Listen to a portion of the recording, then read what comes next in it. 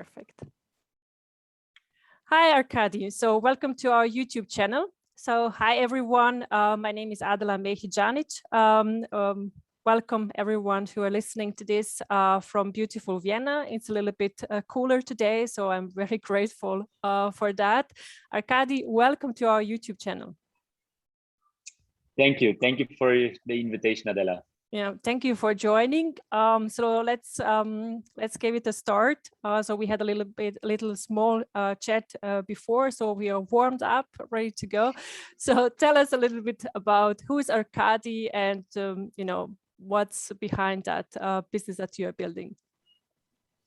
I'm 25 years old already. I'm usually my roots are from Armenia. My parents are from Armenia.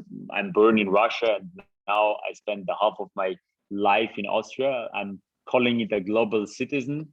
I'm an entrepreneur. I'm a very, very enthusiastic tech guy. So I love tech. I love everything happening around there. And I love education. So education is one of the biggest parts in my life, and where I'm trying to change and to make something better in the way how we are learning. And yes, something about me, I don't know. I wanted always to become a superhero. I think everybody wants to become a superhero, and that's actually how the company started to you know, grow, and the seed started to become something. The main goal behind Amlogy, the company, was to change the way how we experience education. So I've combined education with technology and tried to make it more immersive and touchable. So that's how Amlogy 2016 started, and 2017 our educational brand and product came to life, Areeka, which is a way of bridging the gap between the digital world, like the one we are using now to be in touch, and the physical world, like the books, the cards, the posters, everything else, which we can touch and then experience in real. And by bridging that gap, we are using augmented reality technology. So to make sure that the immersive experience of education comes to life. To give you an example, you see this poster here behind me. The moment I scan this with my smartphone, I'm seeing all the internal organs behind it in 3D on my phone, like a hologram, which is placed on the right positions. And I'm able to interact. So I'm able to go as deep as possible to see, you know, how the stomach is working, how the heart is beating, how the lungs are circulating. And all this by using just our smartphone and the real product like the poster. So yeah, that's what Areeka or Amlogy is doing mainly. That's really cool. So I've been in the IoT industry, so Internet of Things, for quite some time. And I remember back in the days, 2015-ish. So it was a lot about that, and the future of work reports have been talking a lot in that direction. But how many people or how many companies or, you know, schools, universities are actually using such solutions that you have? Is it something that, you know, we can already see here in Austria, or at least in Europe? I mean, I can give you some numbers from our network. We have over 20,000 students. We have over 500 schools using that already. So it's not a lot, but it's a good step to start with. Especially the resistance here in Austria or in Europe is way more. So I'm looking to the US and to the Asia, you know, to see what's happening there and what we are struggling with. I remember back in 2016, I presented this technology to school book publishers and said, guys, you need to implement this, and we are here to help you with pay nothing, you know, just let's implement it, let's make it work. The thing they've said is like, yeah, that's fine, but this is only, you know, a gamey thing. So this is not really a product. This is not really a technology which will be used by the mass. And that was their biggest false. I mean, now they're trying to come back, you know, but it's like Volkswagen is trying to become an Tesla, you know, you will never be that far like they are right now. And by today, I'm happy to say that Snapchat, Facebook, Instagram, TikTok, and all the other platforms, even the Zoom we are using right now, are using augmented reality in their main technologies, in the main way of communicating, in immersive experiences. Like your background is like now an immersive experience for me, and it's augmented reality. And that's something where I'm super happy, because now I don't need to explain like for hours what AR is. I'm just making a Snapchat filter, you know, showcasing a Snapchat filter and asking who knows what a Snapchat filter is, and everybody knows, obviously. So yeah, today it becomes like way easier to explain what AR is, but it was a hard way. It was a hard hustle also to be there where we are right now. Yeah, I can imagine. So 2 follow-up questions I have. So how do you see the future of education, and specifically about the European? So that's where I'm curious about. I know the US, so I used to go there and see, you know, how they approach business, entrepreneurship, and you know, and we always had this question, you know, Europe, yeah, but in Europe you cannot do this, and the US, yeah, it's so easy and so possible, and so on and so forth. So how do you see this future of education? And you said, if maybe are we already too late, because it's a global scene, the way I see it, you know. So now it's everything is open to everyone. So, you know, I see it as a competition on a global scale. You know, I can work for the US companies, especially in the future, or for the Asian working in Europe and so on. So maybe I'm too ahead of time or too in the past. So help me out with this one. You know, I'm saying better too late than never. So yes, Europe is too late, obviously. I hope there will be, and I'm really trying also to stay in touch with people which are doing the same things, to find out how to implement into the educational system, like, I don't know, go out and sell lemonades, you know. Do that, go and you know, do the flipping stuff in the early age, like buy something for $2, sell it for $2.50, buy another thing for $2.50 and sell it for $5. You know, these things, and it's not about the money, so don't get me wrong, it's not about making money, it's not about being better than the others on the competition and so on. It's just about becoming the sense how the things are working. Nobody, at least the younger companies, are not really willing to get anybody who is following strict rules and strict tasks. Everybody wants to have an entrepreneur inside the company, you know. So even if you become employed, you need to have that skills. And I'm trying to do it with all my people around me. So I'm really telling them, go and sell something and get the money and sell it for something more. And actually I grow up with something like that, and I think that's why the entrepreneurial spirit was somehow in me back in my super early years. I mean, I was 7, 8 or so. I was collecting the bottles from my father's restaurant, and I was not selling them at the shop, but I was cleaning them first, because cleaned, they have been like 2 cents more. So I've cleaned like hundreds of bottles weekly. I was 7, so actually I was like small guy, you know, jumping into the water, cleaning them, putting them out, and asked my father to bring me to the store because I want to give them back and to make sure that I get some money. It was not much money. I'm talking about a few euros of something like that. And I've never used that money. Back then, I think I gave all to my parents or so. I don't even remember. But alone the fact, I'm realizing it now, not back then, because back then it was just fun for me to do these things and to make more out of something less. But that's something which needs to be taught and implemented into the educational system. So back to your question, how I see the educational system in Europe. Yes, we are too far away from where we need to be.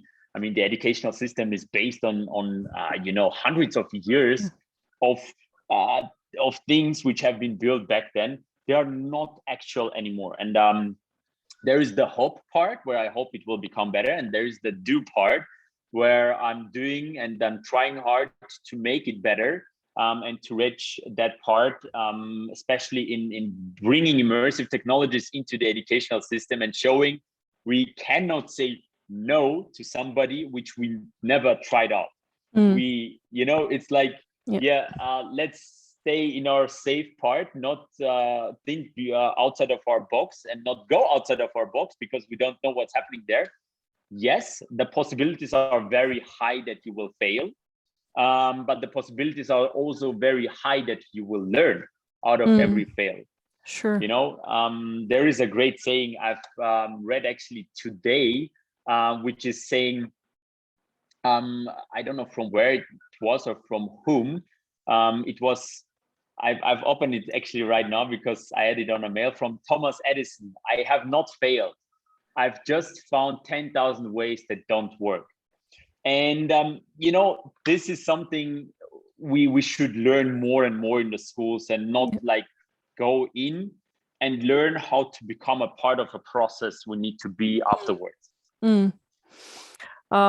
Yeah, you know, I'm from Bosnia, and Balkan people, they love Tesla. So, you know, coming back to Edison, I say meeting Tesla, and then, you know, that was 10,001 try to success. But back to this, you know, I love what, you know, the Austrian startups are trying to make, you know, entrepreneurship skill as usual as skiing here in Austria. So just really coming back to your point as well.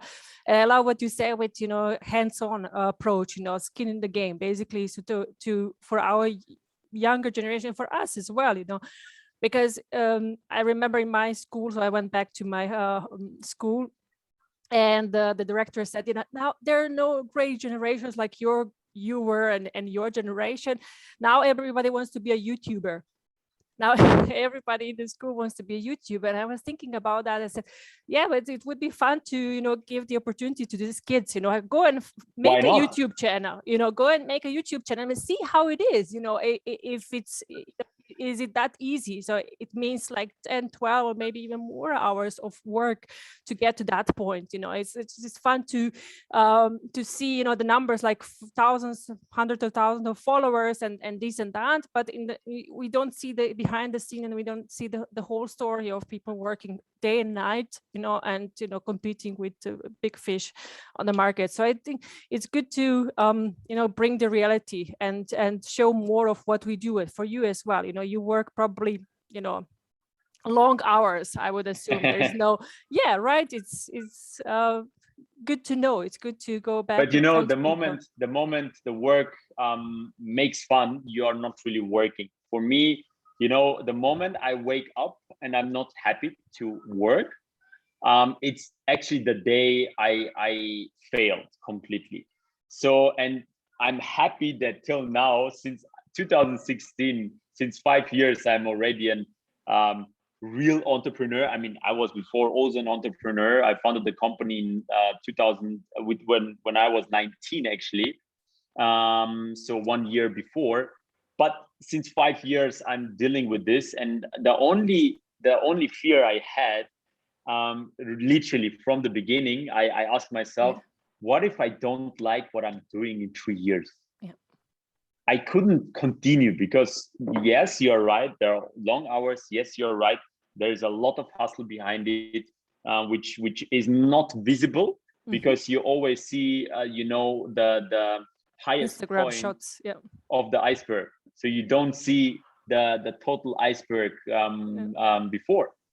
And that's something which may be very deprimating if you think about it, but it's not. So I'm happy. And the only thing I was feared about is to not being happy at one point on what I'm doing. But still, come storm, come thunder, I was always passionate. There have been super bad days, there have been super good days. On the super bad days, I was 2 days down and then stand up and said, all right, we need to do something. So, you know, it's still something we need to continue. And yeah, that's the only thing I'm super happy for. And it was a hard decision actually to do what I'm doing now, especially because I was studying law on the university.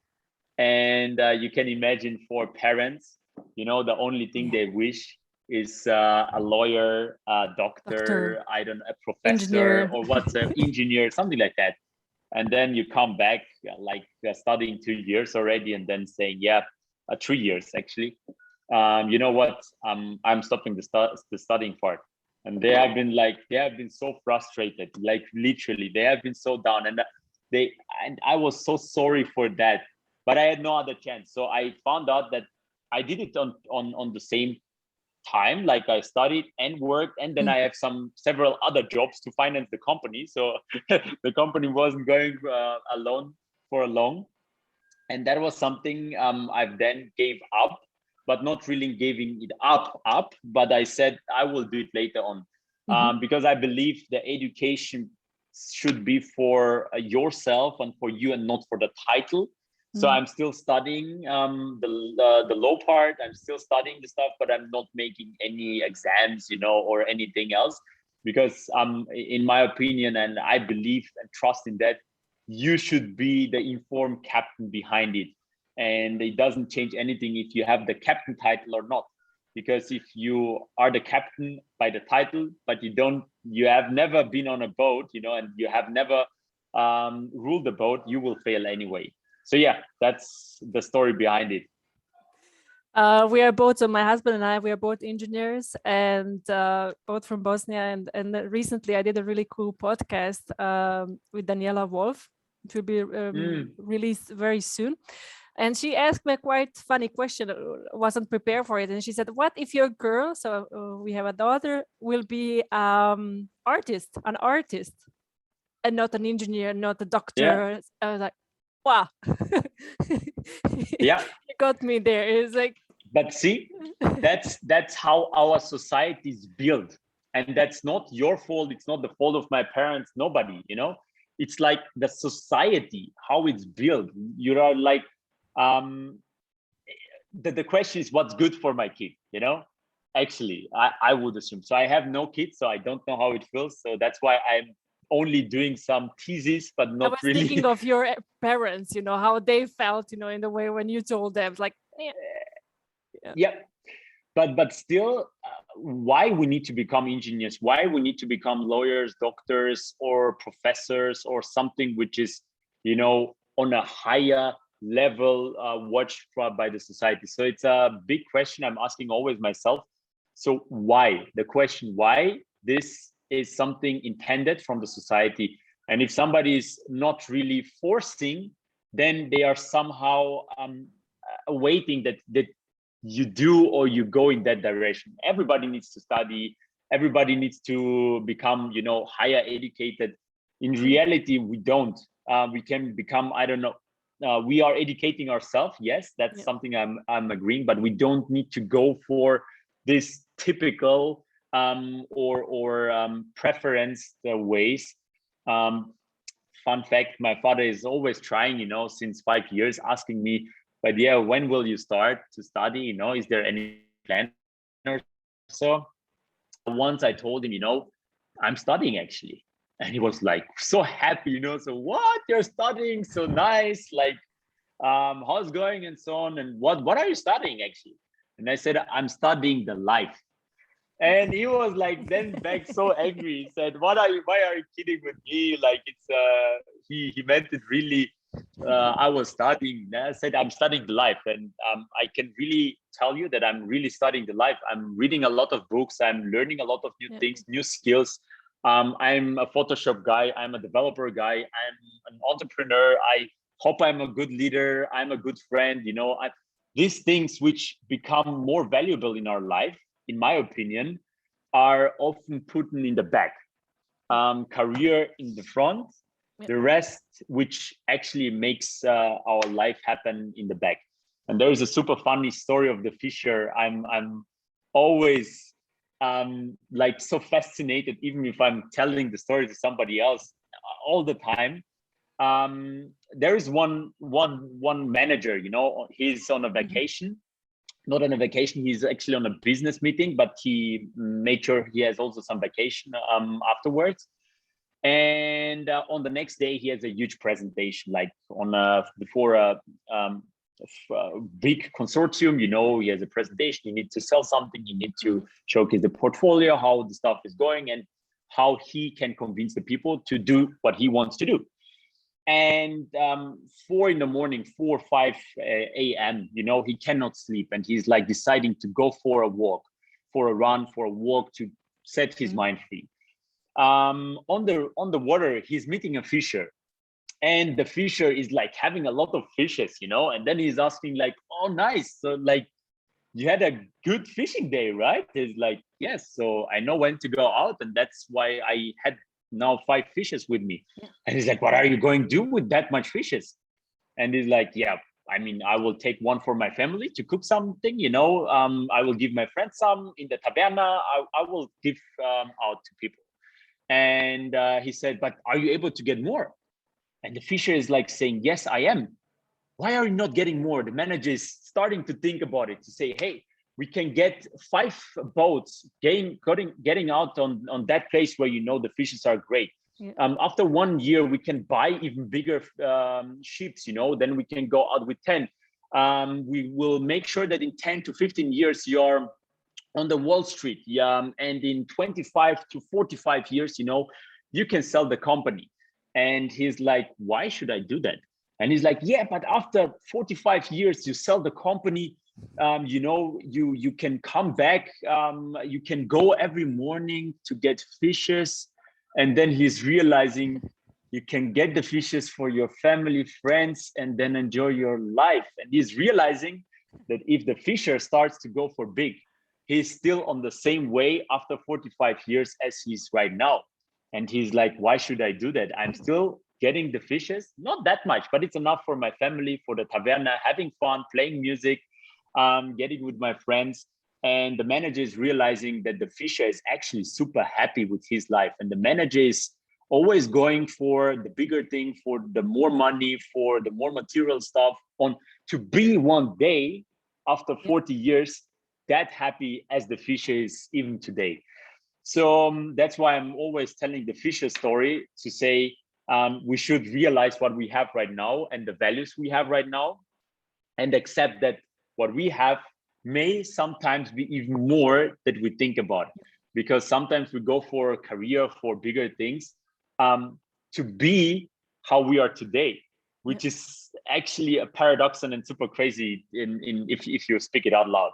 Yeah, make the whole circle and then come to the same point and realizing, okay, it feels it feels good to be here and not to chase more and more and more. So I see that shift as well with you know, in my life and life of my friends as well, especially now after the COVID. So where people just realize that you know, there are other things in life, and there are other ways to what we want to achieve, and to question in general. So is this what I want, and is this what makes me happy, as you said yourself? Because it's not as it used to be. You know, my generation from my parents used to, you know, work at one company, you know, a huge company, and then work there for, I don't know, 35, 40 years, get pension and do something, you know, around the house and go travel and do something else. So it's a different world nowadays, and it's good, you know, it's good to have opportunities. So I see worlds like, you know, as you said, the global citizen, you know, seeing what's good in there and what can be, you know, how we can use this for good, for not just for us, but for other people around us as well, so that we make some good, you know, meaningful life, that we have a meaningful life at the end of the day, you know. Arkadi, so since this is making it in Austria, and you said so much and you shared many nuggets of wisdom with the viewers, but one question that I get over and over again is about, you know, how to make it in Austria. So if you're coming here from abroad, you know, how to find a job.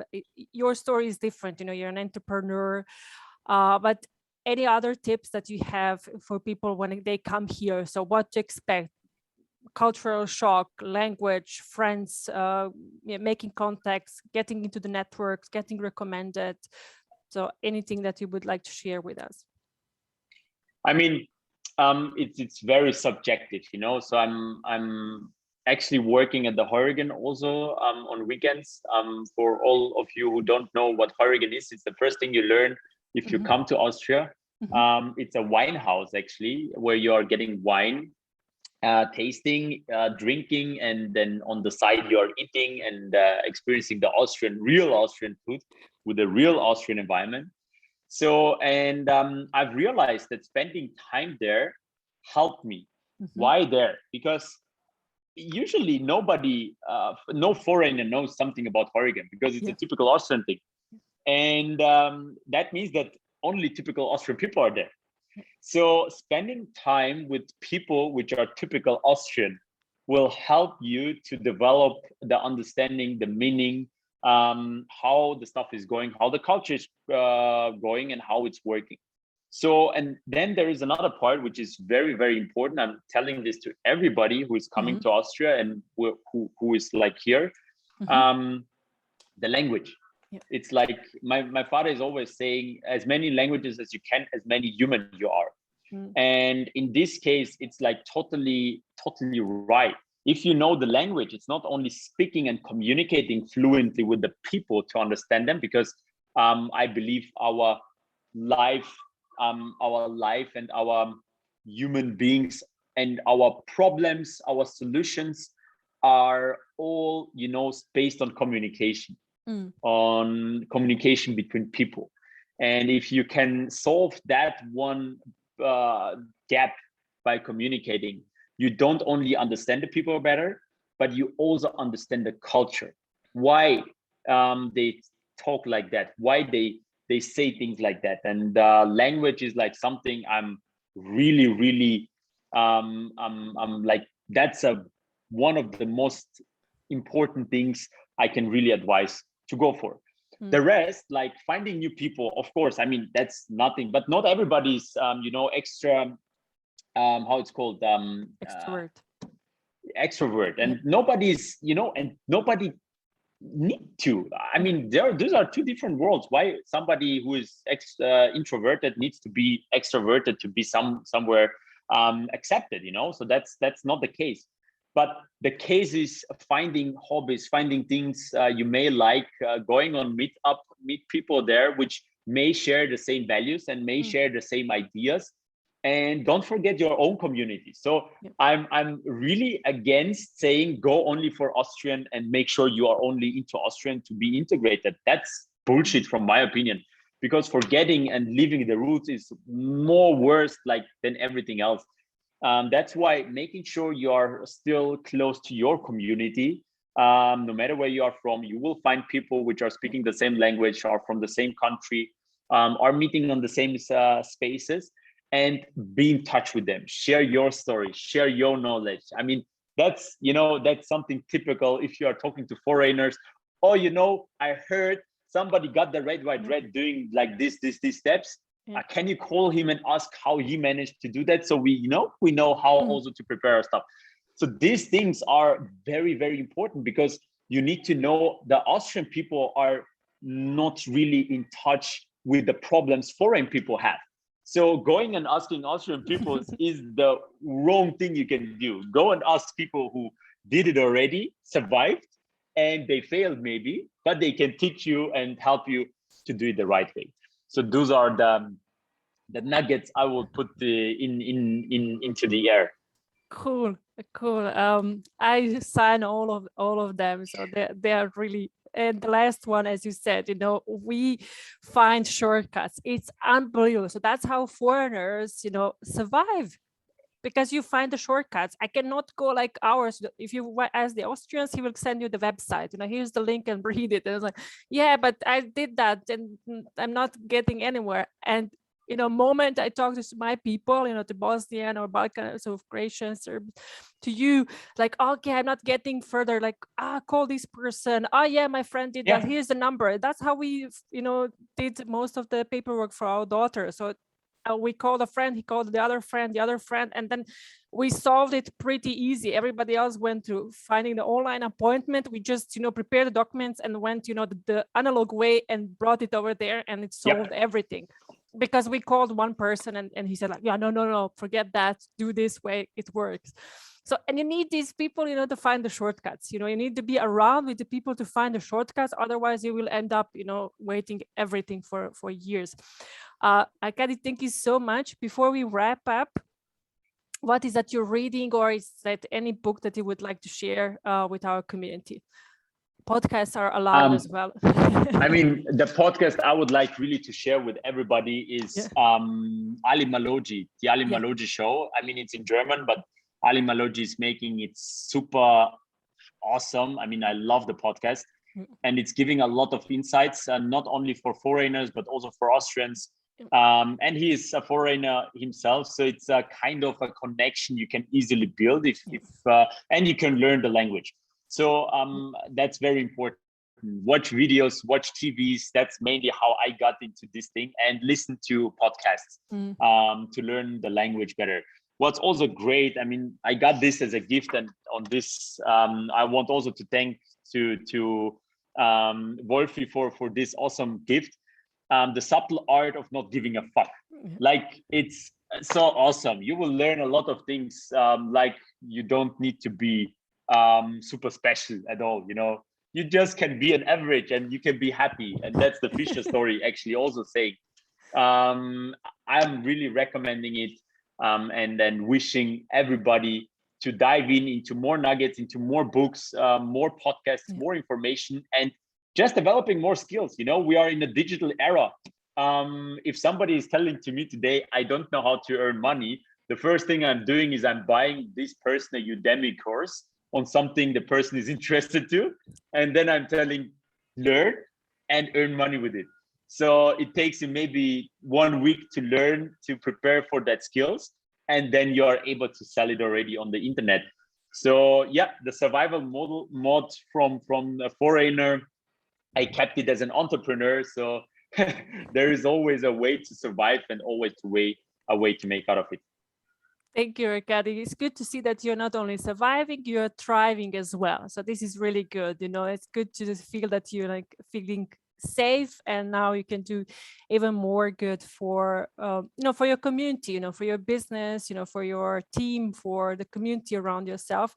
And thank you so much for joining us today. Thank you everyone for watching this video. Please share with your community. I'm looking forward to your comments, and I will as well link the Arkadis contact from LinkedIn as well, so you can get in touch with him.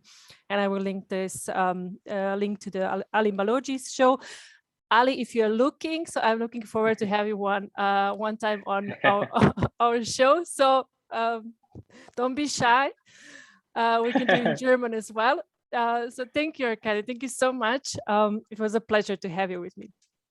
Thank you, Adela. Thank you for having me here. Have a nice day. You too. Bye-bye.